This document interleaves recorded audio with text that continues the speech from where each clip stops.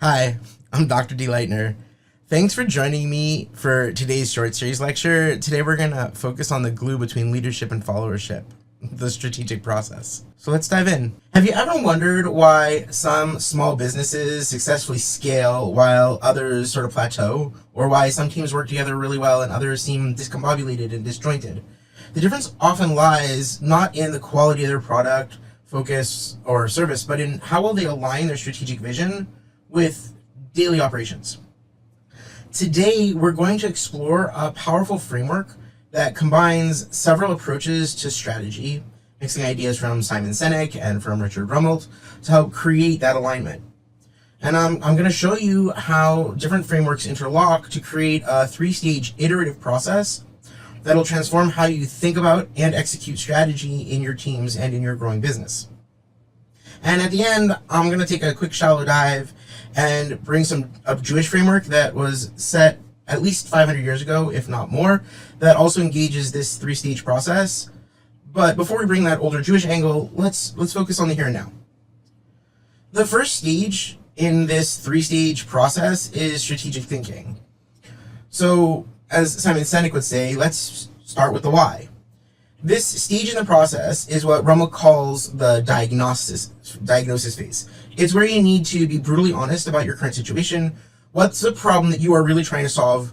What opportunities are you truly pursuing? And why are you doing what you're doing? Now, Sinek takes this deep. Like, if we think about companies like Patagonia, their why isn't just to sell outdoor clothing, it's to save our planet. And this clarity of purpose shapes everything that they do.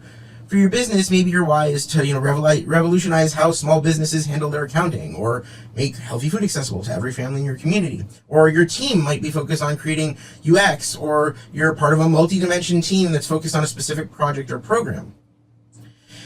If you're leading this process, then your diagnosis needs to answer several questions.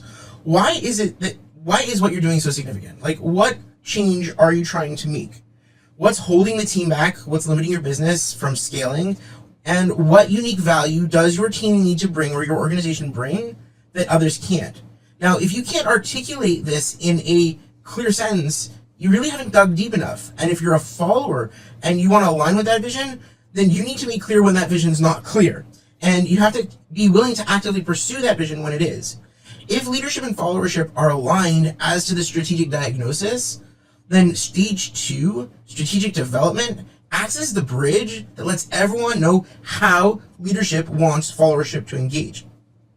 Now, this is where Simon Sinek's how meets Rummelt's guiding policy.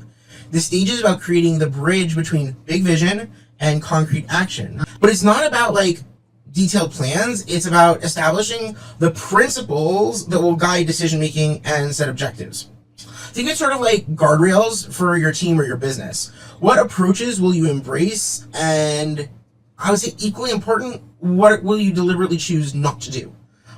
So what resources are you willing to use? And what values are going to put limits on what you are willing to do with those resources? So, for instance, if your why is about making healthy food accessible, your guiding policy might be, never compromise on ingredient quality, while when you focus on your operations, it's going to be operational efficiency in order to really keep prices at a level that people can afford.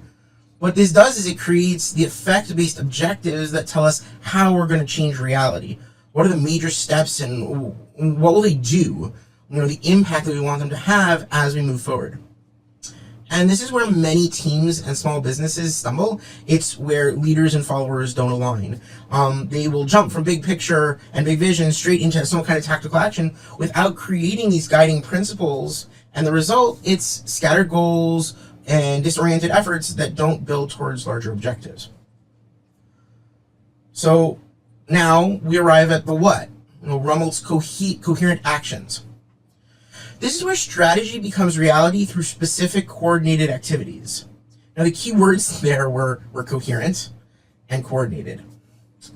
Each action should reinforce the others, creating a multiplier effect.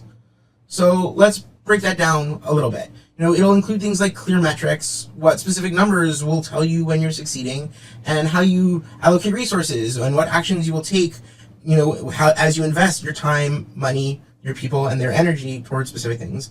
And how are you going to create system alignment where, you ensure that every team member understands their role in the bigger picture? And the magic happens when these actions work together. So for example, if you're scaling a service business, your coherent actions might be something like standardizing your core processes, or implementing a clear feedback system and feedback loop for your customers or for your team, creating a training program or onboarding program for new team members or new organization members, developing clear handoff protocols between the different departments. And each of these is supposed to support and amplify the other. And the power of this three-stage approach lies in its connectivity and its capacity for iteration. You can always go back to your why, which informs your guiding policy, which in turn determines what you do and your specific actions. And when these stages align, scaling becomes much more natural because everyone in your organization understands not just what they're doing, but why they're doing it. And it lets everyone know lets everyone know how they're integral to that process. Now, what's really cool for me about using this system and discussing how to engage it to set strategy is that it was originally written about 500 years ago by the Ramak, Rabbi Moshe Cordovero, who was probably working on some commentaries by Azriel of Gerona and the Ravad, Rabbi Abraham ben David, and the Ramban, Rabbi Moshe ben Nachman, he describes a three-stage process, basically a three-stage creation process framework, pulling from these 1,000-year-old ideas. And the Ramak defined the first stage as the intellectual stage, which he called the muskal.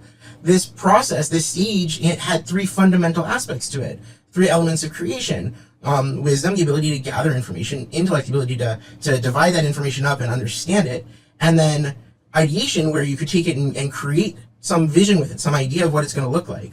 And the next stage was then the emotive stage, which he defined as the mulgash stage, which focused on the capacity to use energy and put limits on how energy and giving was going to be used, and what it looks like when everything's in balance. What is going to change how things are going to look afterwards.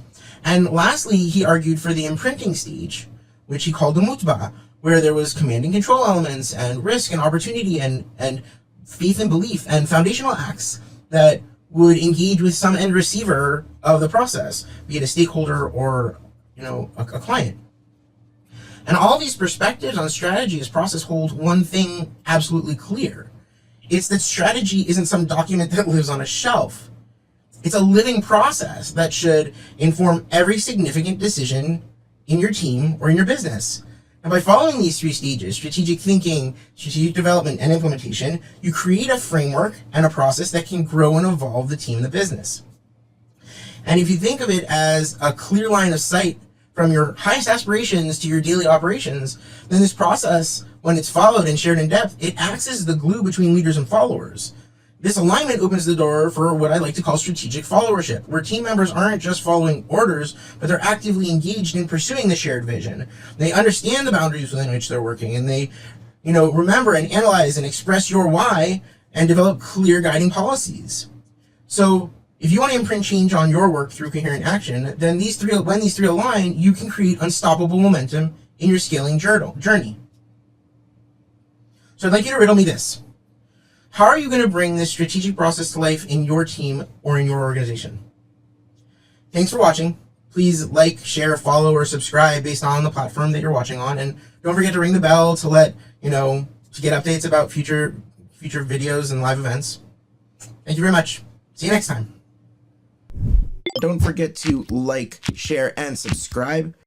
Hope to see you next time.